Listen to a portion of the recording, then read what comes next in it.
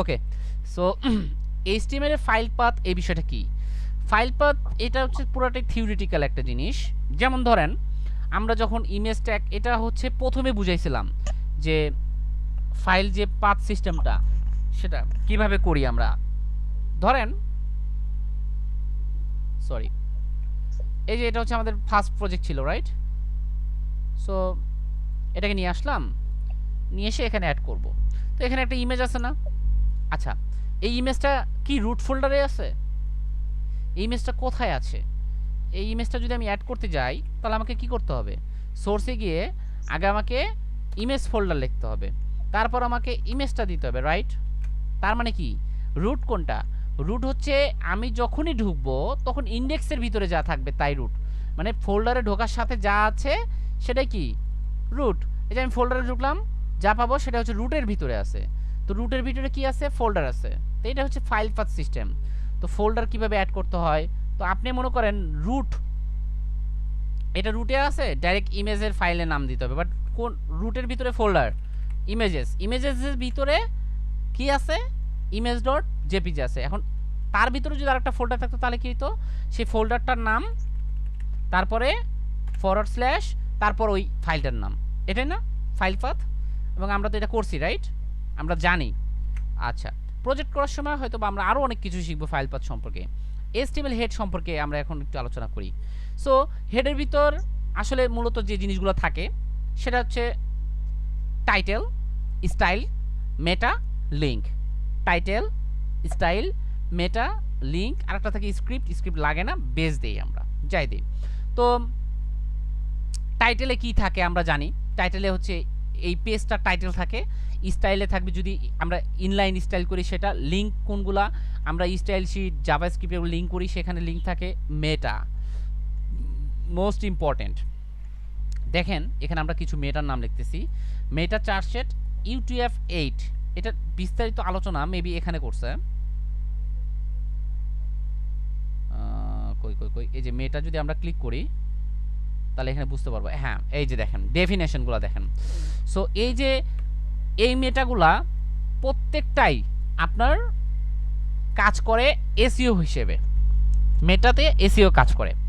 UTF-8 মানে কি বলেন? এটা আমি বলেছি আপনাদেরকে, মানে এটা UTF-8টা কি কাজ করে জানেন না? Yes yes, very good very good. সকল ল্যাঙ্গুয়েজকে মানে সাপোর্টেড ল্যাঙ্গুয়েজ করে আর কি। দেন দেখেন এখানে যদি আমরা দেখি তাহলে এটার বিস্তারিত আমরা বুঝতে পারবো। UTF-8 কই গেল যে meta tag define metadata about an HTML document. আচ্ছা, সো আপনাদের কি মেটাডাটা বা মেটাডাটা এগুলো বিষয়ে কোনো আইডিয়া আছে? মেটা কি? মেটা, হোয়াট ইজ মেটাডাটা? কোনো আইডিয়া আছে?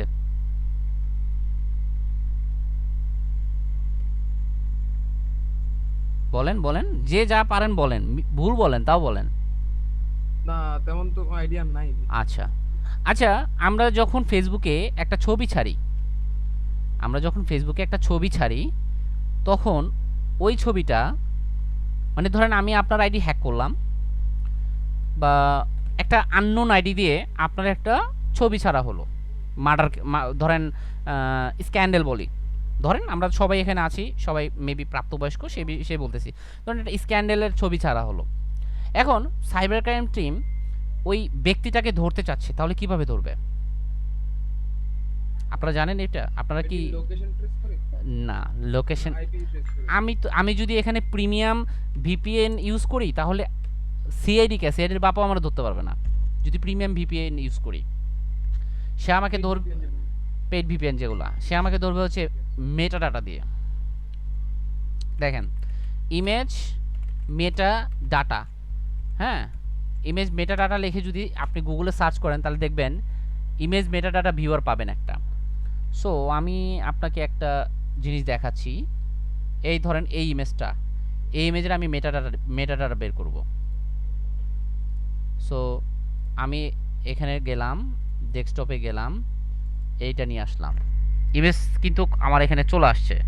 দেন আমি রোবট না তার প্রমাণ দিলাম, দেন ইমেজটা ভিউ করলাম, করার সাথে সাথে দেখব যে আমরা এই ইমেজটার পোস্টমর্টম করে ফেলতেছি যে ইমেজটা অ্যাকচুয়ালি কিসে আছে, কোন ফরম্যাটে আছে, ইমেজটা আসলে সত্যি না মিথ্যা। অনেক সময় ওই যে গুজব ছড়ায় না ইমেজ দিয়ে, সেটা এখন দেখা যাবে। দেখেন এই যে ইমেজটা, ওহো এটা দেখাচ্ছে না, দেখাচ্ছে না। হ্যাঁ এই যে দেখ আইসিসি প্রোফাইল যেটা। সো এখানে দেখবেন ইমেজটা কোন সফটওয়্যারে এডিট করা হয়েছে সেটা বলে দেবে। কই গেল? হ্যাঁ যে মাইক্রোসফট কর্পোরেশন থেকে মানে ফার্স্ট ইয়ে করা হয়েছে platform. 22 years profile date time, এই ছবিটার ডেট টাইম এত পুরাতন না, এটা ভুল ডাটা দিচ্ছে, এটা না, সরি আমরা মেবি ভুল সাইটে গেছি। কয়েকটা সাইট আছে, ওই সাইটে গেলে আমরা আসলে মানে বিষয়গুলো জানতে পারবো যে অ্যাকচুয়ালি আমরা যে ইমেজগুলো সিমেন্টিক এলিমেন্ট জিনিসটা কি আর নন সিমেন্টিক এলিমেন্ট জিনিসটা কি। সিমেন্টিক বলতেই একটা নাম, ক্লিয়ার ডেফিনেশন, মানে এই জিনিসটা সম্পর্কে আপনার একটা ক্লিয়ার আইডিয়া হয়ে যায়। যেমন ধরেন আমরা এখন শিখতেছি ওয়েব ডিজাইন, তাই না? এখন আমরা ওয়েব ডিজাইন শিখতেছি, তার মানে আমরা ওয়েব ডিজাইনের ভিতর কি কি আছে, HTML আছে, CSS আছে, JS আছে, jQuery আছে, বুটস্ট্র্যাপ আছে, এগুলো আছে, তাই না? তার মানে আমি একটা সিমেন্টিক নেম বললাম। এখন আমি যদি বলি আমি PhD টু HTML শিখতেছি, তার মানে কি বোঝা গেল? আপনি ওয়েব ডিজাইন শিখতেছেন বাট আপনি বলতেছেন PhD টু HTML। আমরা কাজ করব কি PhD টু HTML এর, বাট আমরা অ্যাকচুয়ালি কি বলতেছি, আমরা ওয়েব ডিজাইন শিখতেছি, তাই না? আমরা যদি বলি PhD টু HTML শিখতেছি তাহলেও কিন্তু হবে, বাট তখন একটা নির্দিষ্ট জিনিস বোঝায়। আপনি PhD থেকে HTML ও করতে পারেন, আপনি বুটস্ট্র্যাপ ইউজ করেও করতে পারেন, আপনি জাভাস্ক্রিপ্ট ইউজ করেও করতে পারেন, বাট আপনি যদি বলেন ওয়েব ডিজাইন শিখতেছি তাহলে আপনি ওয়েব ডিজাইনে যা আছে তাই শিখতেছেন। তো সিমেন্টিক মানে একটা প্রপার ডেফিনেশনের সহ কাজ করা। যেমন টেবিলের জায়গায় টেবিল দিবেন, আর্টিকেলের জায়গায় আর্টিকেল দিবেন, অ্যাড্রেসের জায়গায় অ্যাড্রেস দিবেন। যেমন আপনি হেডারের কাজ করতেছেন, নাম হবে হেডার। এই যেগুলো হচ্ছে semantic element, aside, details, pic, caption, figure, footer, header, main, mark, nav, section, summary, time, এগুলো হচ্ছে সিমেন্টিক এলিমেন্ট। আপনি এগুলো যদি ইউজ না করেন প্রপারলি যে কোনো জায়গায়, তাহলে থিম ফরেস্ট আপনার এখানে যে ইয়েগুলো আছে, ওটা কি বলে, আপনার প্রজেক্টগুলা, সেটাকে ডিরেক্টলি রিজেক্ট করে দেবে। ক্লিয়ার? আচ্ছা, তো আশা করি সিমেন্টিক এলিমেন্ট সম্পর্কে ধারণা হয়ে গেল। তো আমরা যে কাজগুলো করব সব সিমেন্টিক এলিমেন্ট সহকারে করব।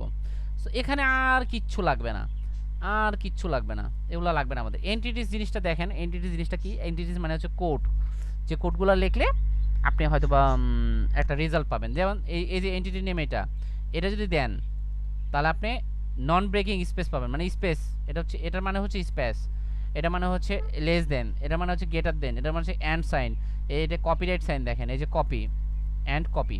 এটা যদি আমি দেই এখানে, ধরেন আমি এই যে এখানে ইউজ করতেছি, তাহলে এটা হচ্ছে মানে এন্টিটিস, মানে এটা হচ্ছে কোড, একটা HTML কোড বলা যেতে পারে। এই যে কপিরাইট সাইনটা চলে আসছে, বাট এই সাইনটা কি আমরা আনতে পারবো? এমনিতেই আনতে পারবো না, এই জন্য আমরা এই কোডটা ইউজ করি মাঝে মাঝে। এগুলো এখন ইউজ কমে গেছে অনেক, HTML5 এসে এগুলো ইউজ কমে গেছে। HTML এর আর কিচ্ছু নাই ভাই, যেগুলো আপনাদের পড়ানোর মতো আছে এমন HTML এর আর কিচ্ছু নাই, এটা হচ্ছে HTML। তো আজকে একটু CSS শুরু করব, CSS শুরু করে আজকে বেশিক্ষণ ক্লাস নেব না, হয়তো 11টা পর্যন্ত নিতে পারি, শরীরটা বেশি ভালো না। 11টার পর আমরা আই হোপ CSSটা আমরা একটু দেখি, CSS দেখার পর আমরা অন্য কিছুতে যাব। আমরা HTML ফর্ম দেখছিলাম, না দেখা হয়নি। আচ্ছা আচ্ছা, তাহলে শেষ কেমনে হইল? আচ্ছা আমরা ফর্ম দেখবো না এখন, ফর্ম দেখবো CSS এ, তাহলে স্টাইল টিস্টাইল সব একসাথে একটা শিখবো। জিনিস দেখা সবাই ব্যাকগ্রাউন্ড কালার চেঞ্জ করে, আমি পারি না। তুমি ধৈর্য ধরে বলো যে আপনারা এখন ব্যাকগ্রাউন্ড কালার চেঞ্জ করতেছেন, সেটা কিন্তু সুন্দর হইতেছে না, আমি যখন করবো তখন ফাটাইয়া দেবো, ঠিক আছে? এটা কিন্তু ঠিক না, যে যতটুক শিখেছে ওটুকুই করবে, তারা পারে, তারা মানে একবারে মানে একটু বেশি করে বেশি করে এটা তো তারা করুক, বুঝছো, তারা একটু ভাব দেখায় যে আমি একটু বেশি পারি। হ্যাঁ, তো তুমি ভাব দেখাবা কখন জানো? তুমি ভাব দেখাও যখন তুমি এক্সপার্ট হয়ে যাবা, ঠিক আছে? তারা করুক, তুমি মনে মনে একটা জিদ নিয়ে থাকো যে আমি এমন ডিজাইন দেখাবো, আপনার খালি তাক লাগায় থাকবেন, খালি তাক লাগায় থাকবেন, বুঝো নাই? করুক করুক, তারা তারা করতেছে, তাদের প্র্যাকটিস হয়ে যাচ্ছে। অ্যাকচুয়ালি ভাব টাপ কিছু না, তারা তাদের প্র্যাকটিস ওয়ার্কটা করতেছে। আসলে আমরা ওই যে ওটা কি বলে, স্কুলে হোমওয়ার্ক দিছে একটা অঙ্ক, তুমি কোনোদিন 10টা অঙ্ক করছিলা? করো নাই কেন? সর্বোচ্চ 5টা করছি এক্সট্রা। এক্সট্রা ধরো এক্সট্রা করছো, অতিরিক্ত পারো দেখা করছো, বাট অঙ্ক দিছে একটা, 5টা করছিলা? কখনোই করো নাই। ওনারা যেটা করতেছে সেটা হচ্ছে ওনাদের প্র্যাকটিস হয়ে যেতেছে, এটা লাভ আছে, লাভ অ্যামাউন্ট ডলার ডলার, রে ভাই এগুলো সব ডলারের স্বপ্ন। ও ভাই যে যত প্র্যাকটিস করবে সে তত ডলার কামাবে। তো আমরা এখন সিএসএস এ যাই। তো সিএসএস কি? Cascading style sheet. তো আমরা সিএসএস সম্পর্কে আগেই শিখেছি। সিএসএস আমরা দুইভাবে ইন্টিগ্রেট করেছি। কয়ভাবে? 2 ভাগে। একটা হচ্ছে মানে ইন্টিগ্রেট করছি, এখন পর্যন্ত শিখছি দুইভাবে। একটা এই হেডের ভিতরে স্টাইল ট্যাগের মাধ্যমে, তাই ধরো ওই যে তুমি ব্যাকগ্রাউন্ড চেঞ্জ করবে না, H2 ঠিক আছে, H2 দিলাম, sorry sorry sorry sorry sorry selector H2 কে আমি এখন কালার করব। কি কালার? ব্যাকগ্রাউন্ড কালার দিলাম আমি রেড।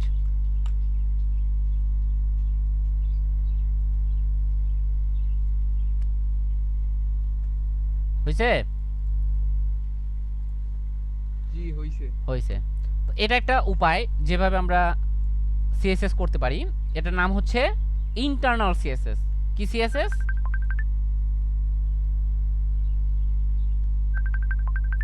এটার নাম কি? Internal CSS internal CSS. Great. আর এই যে এটার ভিতরে আমরা যখন ট্যাগ আকারে ইউজ করব, কি আকারে?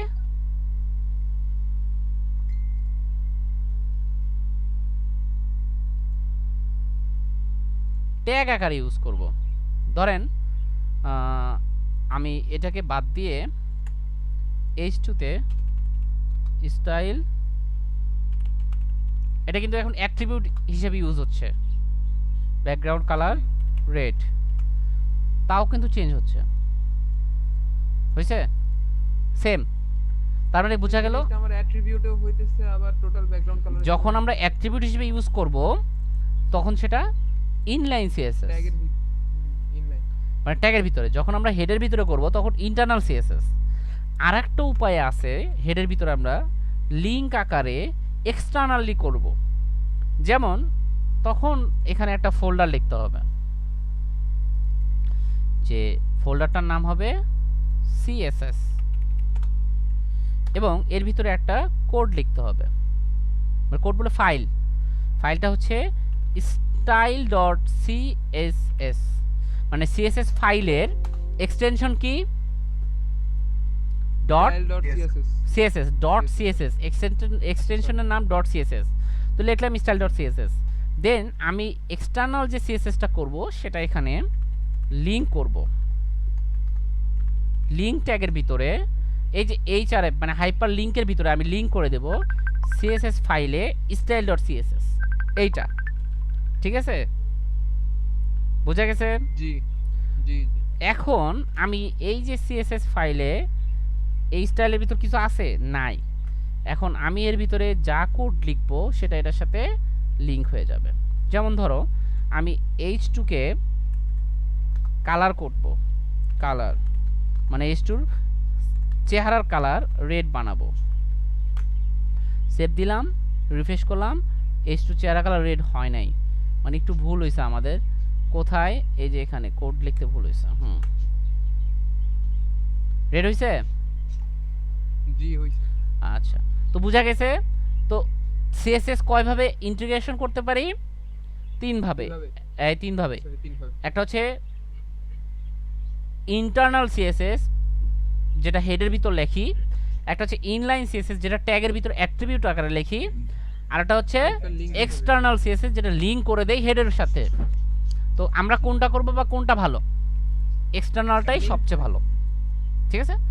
কারণ এখানে যখন তুমি প্রত্যেকটা ট্যাগের ভিতরে কোড করবা তখন অনেক ফাইল হয়ে যাবে, হিজিবিজি হয়ে যাবে। তো এই জন্য আমরা এখানে কোড করি। তো সিএসএস করার আগে বা সিএসএস শেখার আগে, বা এটা আমরা প্রজেক্টে গিয়ে করি, আমরা আপাতত সিএসএসটা শিখি। সিএসএস কিভাবে লিখতে হয়? ধরো এখানে আমি H2, ঠিক আছে? তো সিলেক্টর আছে, সিএসএস এর কিছু সিলেক্টর আছে। সিএসএস এর সিলেক্টর 3 প্রকার। কয় প্রকার? 3 প্রকার। 3 প্রকার। কি কি একটা আছে ট্যাগ সিলেক্টর,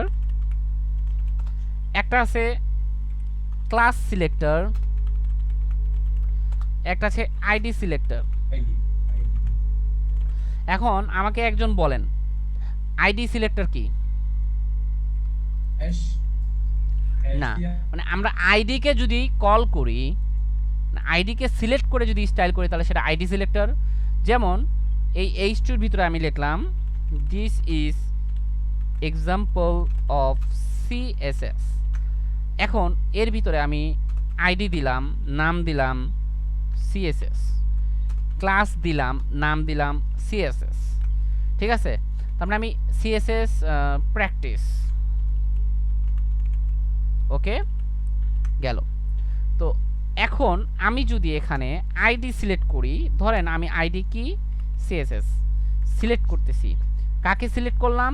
আইডিকে সিলেক্ট করে এটার স্টাইল করতে চাচ্ছি, তখন ধরেন আমি স্টাইল করতেছি কালার, কালার গ্রিন, ওকে, তখন সেটা গ্রিন হয়ে গেল।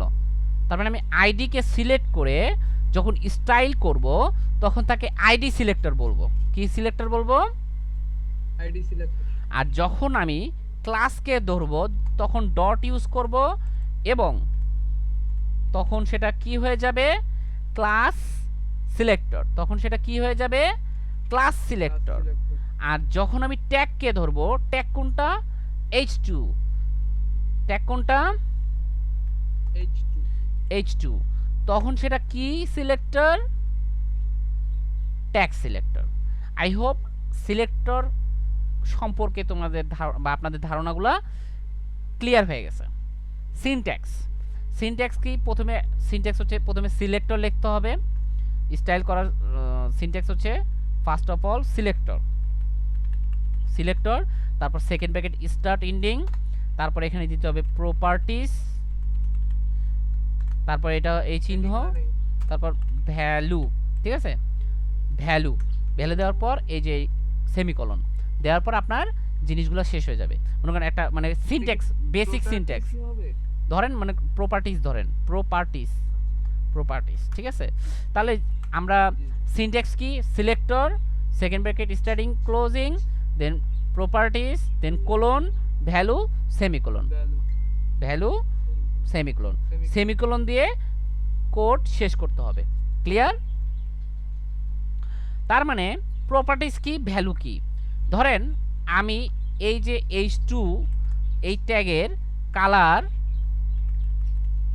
মানে বোঝা গেল কি যে আপনি বৈশিষ্ট্য বা যা করতে চাইতেছেন সেটা হচ্ছে প্রপার্টিজ, মানে বৈশিষ্ট্য, যা করতে চাইতেছেন সেটা কি? প্রপার্টিজ। আর যা করতেছেন, যা করতেছেন সেটা কি? ভ্যালু। কালার, কি কালার করতেছেন? রেড কালার করতেছেন, তাহলে রেড কি? ভ্যালু। কি করতেছেন? মানে কালার করতেছেন, কি কালার করতেছেন? রেড কালার করতেছেন, রেড ভ্যালু, কালার কি? প্রপার্টিজ। আর এটা কি? সিলেক্টর।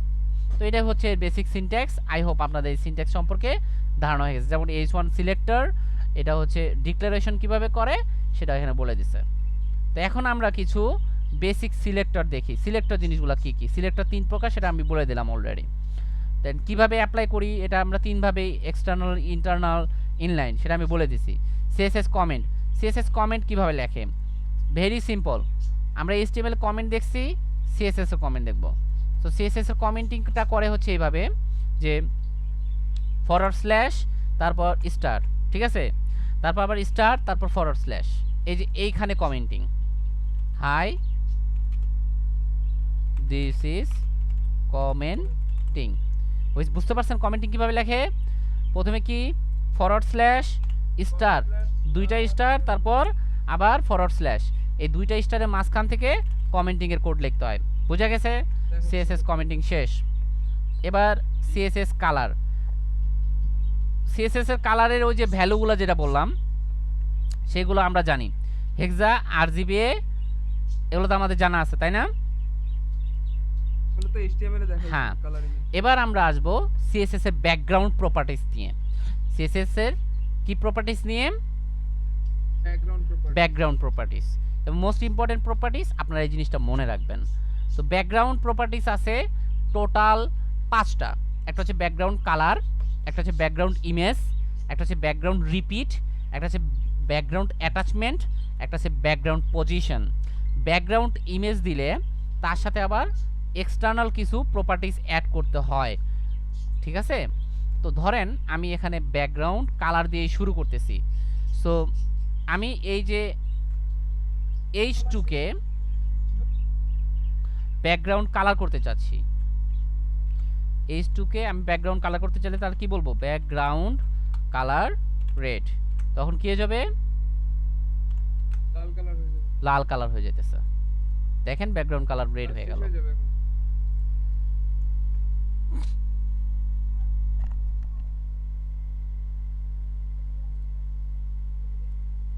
আবার জয়েন করেন আপনারা।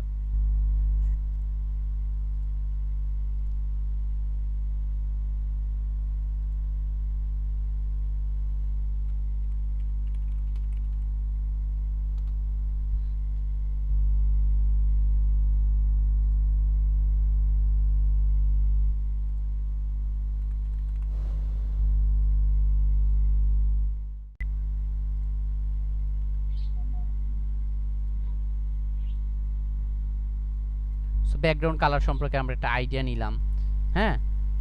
হ্যাশ দিয়েও আমরা লিখতে পারি ব্যাকগ্রাউন্ড কালার, তাই না? সো ব্যাকগ্রাউন্ড কালার যদি কালারের সাথে আরেকটা প্রপার্টি আসে সেটা হচ্ছে অপাসিটি। কি অপাসিটি 1 পর্যন্ত আছে। অপাসিটি কত পর্যন্ত আছে? 1। দেখেন আমি অপাসিটি লেখার পর কিন্তু সেমিকোলন দিয়ে দিছি, তাই না? মানে ক্লোজ করে দিচ্ছি। 1 মানে হচ্ছে এটাকে আপনি পুরোটা দেখতে পাচ্ছেন, ক্লিয়ার দেখতে পারবো। যখন আপনি 0.8 দিবেন তখন 80% দেখতে পাবেন, 80%। যখন আপনি এরকম ফেটে ফেটে গেছে পয়েন্ট কালারিং এ কেন না? 5 দিবেন, কই ফেটে গেছে? হ্যাঁ, এক ধরনের মানে কালার ফেটে যাচ্ছে। অপাসিটি মানে অপাসিটি বলতে এখানে ওটার বুঝাইতেছে। সো আমরা অপাসিটি প্রপার্টিটা বুঝলাম। কত পর্যন্ত আছে? 1 পর্যন্ত আছে। আচ্ছা, তো ব্যাকগ্রাউন্ডে এই অপাসিটিটা আরজিবি এর মাধ্যমেই লেখা হয়ে থাকে। এবার আসি ব্যাকগ্রাউন্ড ইমেজ, মোস্ট ইম্পর্টেন্ট একটা টপিক, ব্যাকগ্রাউন্ড ইমেজ। ধরেন তার আগে আমাকে যেটা করতে হবে, H2 যেটা, এই যে H2, তো H2 তে ধরেন আমি একটা ব্যাকগ্রাউন্ড ইমেজ দিব। তো H2 না, আমি একটা এখানে একটা ডিভ নিলাম, ডিভ নিয়ে এই ডিভের ভিতরে আমি একটা ব্যাকগ্রাউন্ড ইমেজ দিব, ঠিক আছে? সো আমি আগে এই ডিভটাকে একটা ক্লাস দিয়ে বলতেছি যে ইমেজ, বিজি ইমেজ। তো এটার সাথে অনেক প্রপার্টি আছে। তো আমি এখানে ডট বিজি ইমেজ ধরলাম। ধরার পর আমি এখানে বলতেছি যে ব্যাকগ্রাউন্ড ইমেজ কি আপনি জাস্ট একটা নাম হিসেবে ধরছেন? হ্যাঁ, নাম। এটা হচ্ছে আপনার ক্লাস সিলেক্টর আর কি। ব্যাকগ্রাউন্ড ইমেজ, তখন আমি একটা ইমেজ দিব। তো এখানে ইমেজটা দেওয়ার সিস্টেমটা আলাদা। কি ব্যাকগ্রাউন্ড ইমেজ দেওয়ার পর প্রথমে আপনাকে ইউআরএল এটা লিখতে হবে। কি লিখতে হবে? ইউআরএল, তারপর ফার্স্ট ব্র্যাকেট স্টার্টিং এন্ডিং মাঝখান দিয়ে কোটেশন। এর ভিতরে আপনাকে, যেহেতু আপনি সিএসএস ফোল্ডারের ভিতরে আছেন, মানে সিএসএস ফাইলের ভিতরে আছেন, তার মানে আপনাকে ফাইল থেকে আগে বের হইতে হবে। তো দুইটা ডট দিয়ে আপনি ফাইল থেকে বের হইলেন, তারপর ফরওয়ার্ড স্ল্যাশ দিলেন। ফরওয়ার্ড স্ল্যাশ দিয়ে তিনটা ডট দিয়ে আপনি ফাইল থেকে বের হইলেন। ফরওয়ার্ড স্ল্যাশটা মানে ফাইল থেকে বের হয়ে কার ভিতর ঢুকলেন? রুট ফোল্ডারে ঢুকলেন। রুট ফোল্ডারে ঢোকার সাথে সাথে আপনাকে এখন ইমেজ ফোল্ডারে ঢুকতে হবে। ইমেজেস ফোল্ডারে ঢুকলেন। ইমেজেস ফোল্ডারের ভিতরে কি আছে? ইমেজ আছে? কোনো ইমেজ নাই, এই কারণেই দেখায় নাই।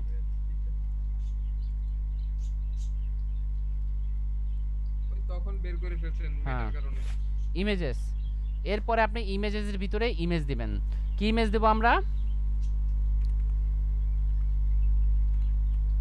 দুইটাই হবে, ইমেজেস ডট জেপিজি, মেবি দুইটাই হবে। হ্যাঁ, আচ্ছা দিলাম। এরপরে এটাকে সেমিকোলন দিয়ে ক্লোজ করে দিলাম।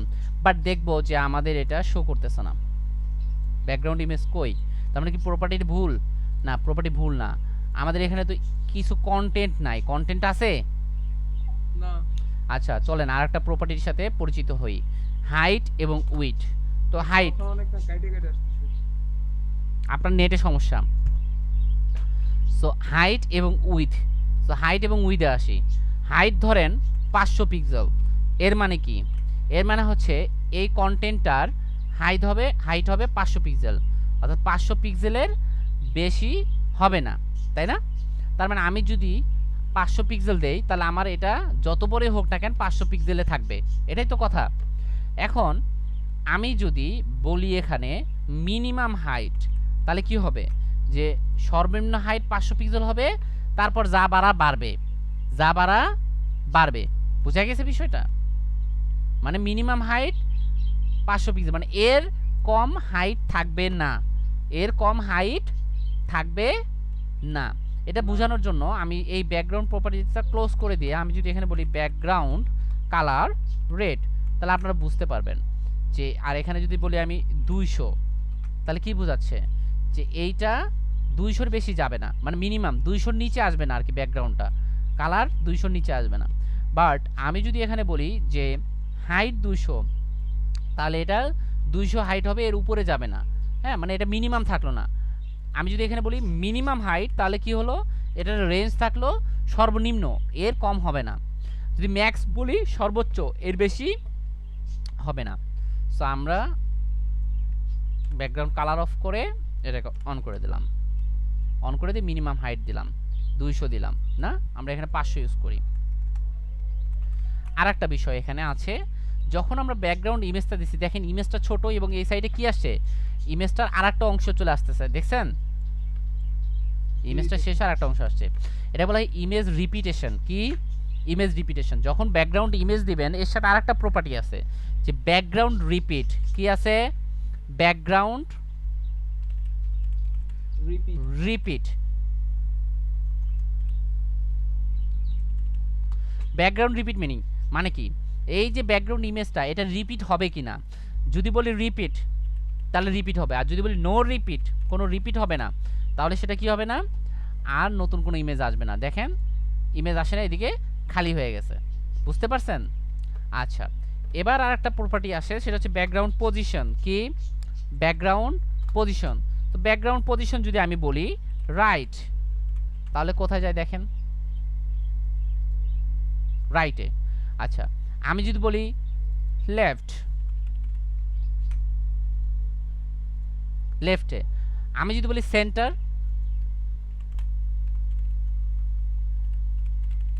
তাহলে কোথায় থাকবে? সেন্টারে থাকবে। বাট এই সাইড আর এই সাইড কি হয়ে গেল?